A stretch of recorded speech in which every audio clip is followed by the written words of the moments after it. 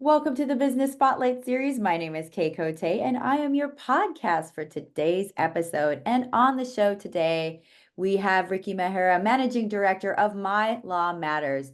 We're going to be learning all about Ricky's business, his journey to business ownership, and what it's really like to own and operate a business. We're going to go over some of the challenges he may have faced, and also some of the triumphs he has had. And so, if this is your first time on our channel, be sure to like and subscribe to get notifications when we drop episodes like this. Welcome to the show, Ricky. It's so great to meet you. Thank you. Thank you, Kay, for inviting me. Of course. Well, let's dive in. Share a little bit about yourself and a little bit about My Law Matters. Sure. My Law Matters, we are a SRA regulated law firm. We offer legal technology and legal services to end customers in the space of property law, private client work, which is wills, post-death probate work. And recently we have diversified into small claims, consumer claims business, where we are helping consumers in the UK and Europe claim their flight delay compensation. So under regulation of EC 261, which is a consumer regulation, where a passenger can claim from the airline up to £520 per passenger for a flight that was delayed for more than 3 hours or cancelled within 14 days of departure. So that's the recent diversification we have done last year, and is going very well. Myself, about me, by qualification I'm an aeronautical engineer. So don't ask me how I landed up, because we need another podcast for that. Uh, so I started my career in aviation, and then switched to IT-enabled businesses. That was in India, because I was based there. I was educated in India. And then moved to the UK as a business head for an outsourcing business or a legal technology business, and took a leap of faith and entered into an entrepreneurial journey. Started a business called Responde, which is to offer back office services to large blue chip companies. And during that journey of offering these services to a large organization, including law firms, I kind of identified a gap in the market that we need to offer a service, a legal service, which is simple, easy to understand for consumers, and we need to make it very simple. So that's how I started the journey of setting up a law firm, and started our journey during the peak of pandemic, really. So we started in 2020. Yeah, 2020. Oh, wow. Well, thank you for sharing your story and the story of the business, how you got started. And, you brought up you started at peak of COVID. How was that for you? Was it challenging, or did you find it Yeah, how was that experience? yeah. It was challenging. It was very Yeah, challenging. yeah.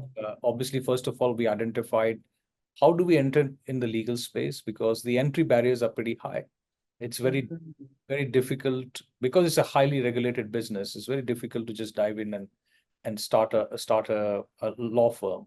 So we identified a small practice called Fentiman Solicitors, uh, who were looking for an exit, and we acquired that practice and converted it into a ABS structure within the UK. It's an alternate business structure where non-lawyers can own a law firm with lawyers on the board of directors who are looking after compliance and compliance for the legal practice. Uh, that's that journey was tough because restrictions were on. Hiring was a big challenge. Mhm. Uh, but at the same time, it was exciting for me, because I could see that we are in that period where the whole world was living in uncertainty. We were trying to provide certainty to individuals uh, Mhm. who were in this space. Either they were made redundant from their firm because they were not getting work. That's why I focused on line of work, which is a kind of recession-proof market, or least impacted by external factors, and started journey in those legal services and products. So we were able to offer jobs. We were able to create jobs for people at the time when uncertainty was at its peak. So yes, challenging, but at the same time quite rewarding, I would say. Oh, definitely. Well, that's really cool. Like that shares a lot of the story of especially providing jobs at a time when, there was so much uncertainty going on. So I really appreciate you sharing that. And I kind of want to deep dive into your why, why law and why then adding on the aviation or the airplane, like the Flight delays yeah, compensation. yeah. So our because of our background, because of my background of uh, legal technology, sorry, a technology black background and large scale operational management, I have always looked at businesses, A, that are fast paced, B, have higher barrier to entry. Mhm, Uh, if I open a business which is a recruitment business, let's say, for example, the entry barriers are not very high. So the competition is pretty fierce. When I look at sectors like law or financial services sector for that matter, the entry barriers are pretty high because not everybody can start a law firm because regulations are pretty tough and you operate in a very regulated regime. But I like it because you don't have a lot of competition. mhm, Hence, law was always on my cards. That's because I come from aviation technology, which is again very regulated business, and not everybody can open an airline. So that's how I have been trained as a student and my journey. Uh, why law? I saw that legal sector in the UK either was too fast paced for consumers, which were just a number in the book for large players, or it was too mom and pop shop kind of setup where there was no connection with the consumer. So the middle layer definitely needs a bit of reform. And I thought we can capture the market share and at least start our journey. And that's how we entered the legal space. To answer your second question, why flight delay? Uh, I think again we have looked at products which are sustainable and scalable. We have always looked at legal services which we can scale up and which is sustainable and is there to stay, mhm, to build a scalable business. So we looked at a consumer claim services, small claim services, and flight delay could have kind of stood out. We did our competitors analysis, and we have invested quite heavily in artificial intelligence. So the mhm, platform that we have developed over the last 18 months is heavily automated. And one of our competitors who have built this business over the last 5 years, 6 years, is currently doing this with 100 people. My vision is that we should be able to do this with just 40 with the use of technology and artificial intelligence. So those are the two areas where we heavily rely on technology and the three pillars of any business: people, process, and profit. So, we have to have good people, we have to have good processes and technology to back it up. And we, there's no point running a business if there's no profit. So those are the three pillars which we believe we rely on to make a good business, hence the legal sector. Oh, definitely.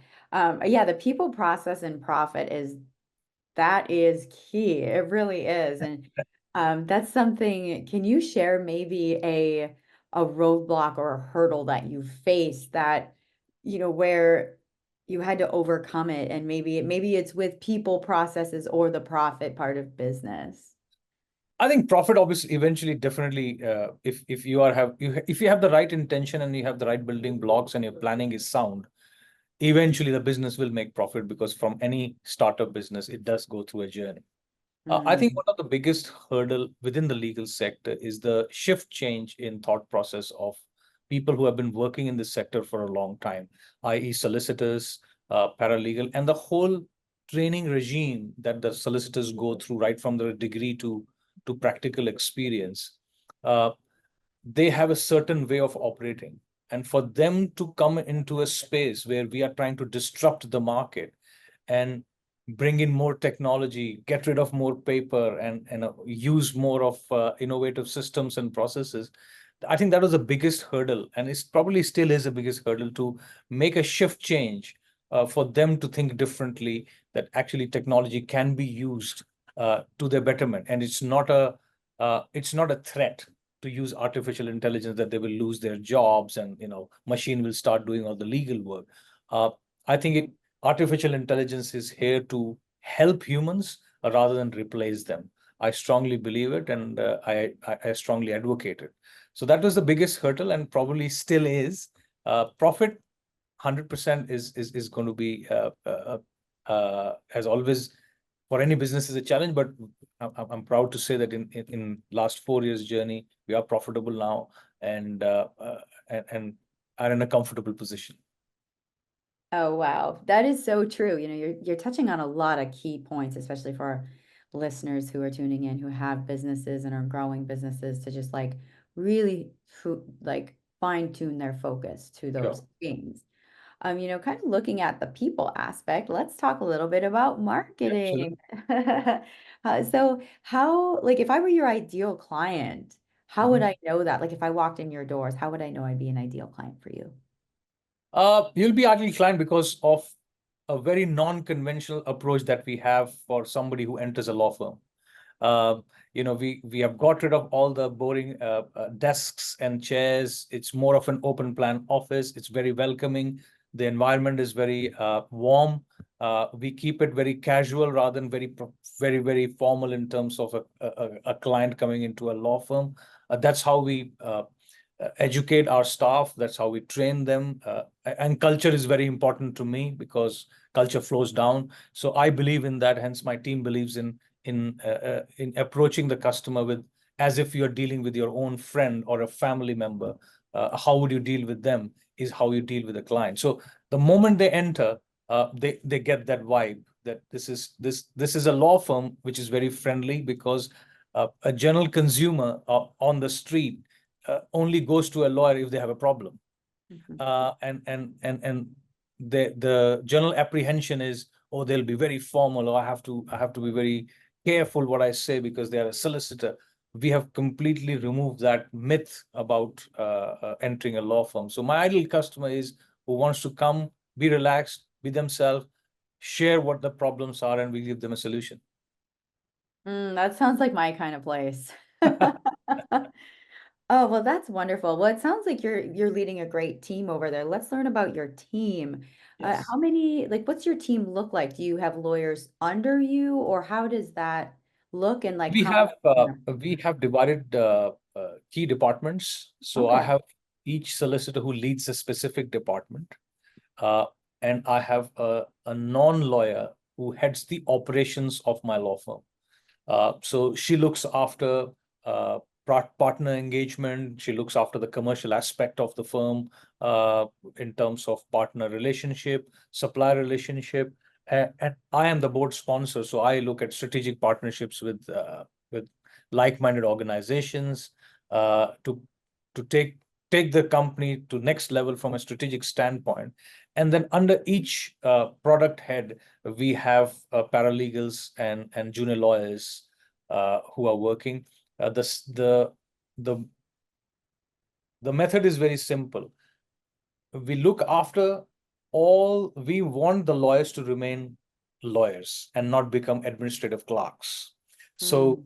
we are taking all the headache away from administrative headache away. So I have a dedicated administrative team that looks after entire administrative headache of the lawyer, and the lawyer has their own specific team. They only look after the legal need of the consumer. So my administrative and customer service team looks after the customer relation, and the lawyer looks after the legal aspect, and we just join these two together to provide the service to end customer. Wow, that sounds like a great system for sure, especially when it comes to having different roles in place and looking at your leadership style. It sounds like you're building a really great culture. You have a great system in place. what would you say your leadership style is for your team?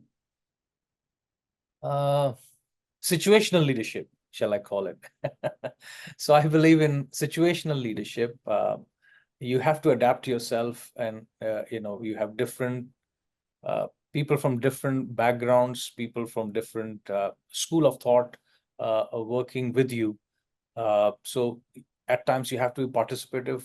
Uh, at times, you have to, because I truly believe business is not a democracy.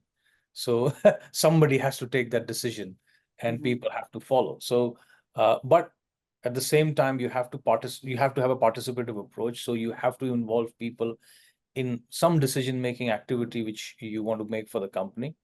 And mhm, my key ideology as a leader of a business is I will always take a decision that is good for the business. mhm, Any decision, it may upset some people, but my decision making is I need to take a decision which is betterment of the business, because business will pay us all back mhm. at the end of the day. So if I have any personal incentive, or I take a decision, biased decision towards a certain set of people, they may benefit out of it, but eventually the business will fail. My decision making as a leader, or the culture is make a decision, a strategic or operational decision or a tactical decision based on, is it adding value to the business? If it is, then it's the right decision, because business will pay it back. Oh, definitely. Well, thank you for sharing that. And, this has been such a great conversation. I've loved learning about your business, especially a law firm, and like how you're doing things differently. And so now I'd like to go into a fun part of the conversation. Yes. We call our rapid fire questions. Okay. Now I'm nervous. Yes. No, no, you're gonna do great. So it's four questions where you answer very top of mind. Are you ready Okay. for some rapid Yeah. fire? Yeah. Okay. Question number one is, what is a key to success for you? Stick to the basics. I love that. Number two is, what is a piece of advice you have for other business owners? Never lose sight of where you've come from. Never Mm, lose that sight. Uh, while you're growing, you have to keep a check every day. This is where we have come from, and this is where we want to go. So always keep that check.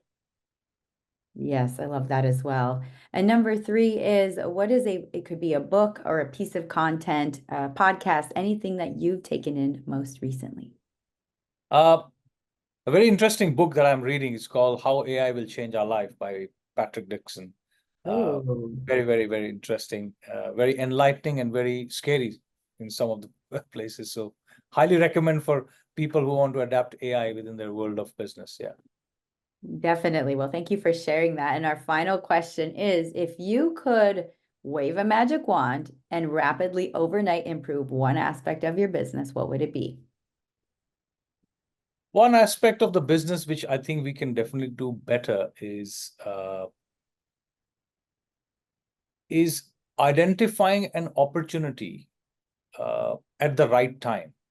Uh, is something which my team can improve.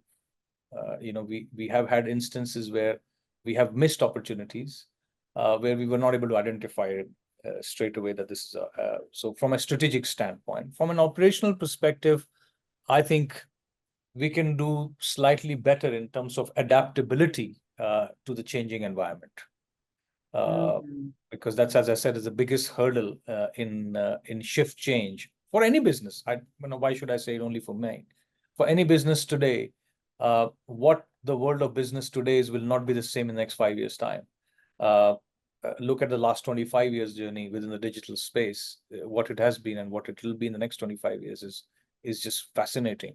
So how that shift change happens, adaptability, can we do better? Absolutely, we can. Yeah. Oh, I love that. You're right. You're so right. I think that was like such a golden nugget of this conversation because any business owner can Yes. relate to that no matter what the industry. So I really appreciate you sharing that. So let's get folks connected with you. How can people find you? Oh, we can. Most of the people find us online, so they can find us. Our head office is in Wolverhampton, which is in the Midlands, near Birmingham, and we do have two more offices. One is in Manchester, which is another big city, That's a high street office. You can find us on the high street of Hermston. And we are also located in in a little town, beautiful little town of Solihull, which is again close to Birmingham. So, but mostly people find us online. Our travel claims business, the brand name is Air Travel Claim. They are our partners who do all the processing for us, and you can find them on airtravelclaim.co.uk. So if you have any flight delayed in the last 6 years rather, more than 3 hours delayed or canceled, you can submit your claim within 60 seconds. Wow. Well, that is a great service for sure because we all know how the flights go. So very thankful for that. But this Yeah. has been such a great conversation. Thank you, Ricky. And for our final Thank question you. today. Thank you for inviting. Yes, a final question for today is, what is most inspiring to you today? Just to, reflecting on while talking to you, while sharing our journey, it's a reflection, isn't it? I mean, you're reflecting on what you have done because you are so in the grind and you're so doing things every day. It's very seldom that you sit down and talk about what we have done over the last 4 years and what we want to do. And when you start, it's like looking at the mirror. When you start talking to somebody who's asking you questions, you say, okay, we may not have conquered the world, but we have done something. And that was quite inspiring for myself to keep going and doing something good for people, creating jobs, creating good products for consumers. Yeah. Yes, well, that is so inspiring to me as well, and I'm sure for many listening. So I really appreciate your time today, Ricky. It's Thank been a you. joy having you. Thank you very much.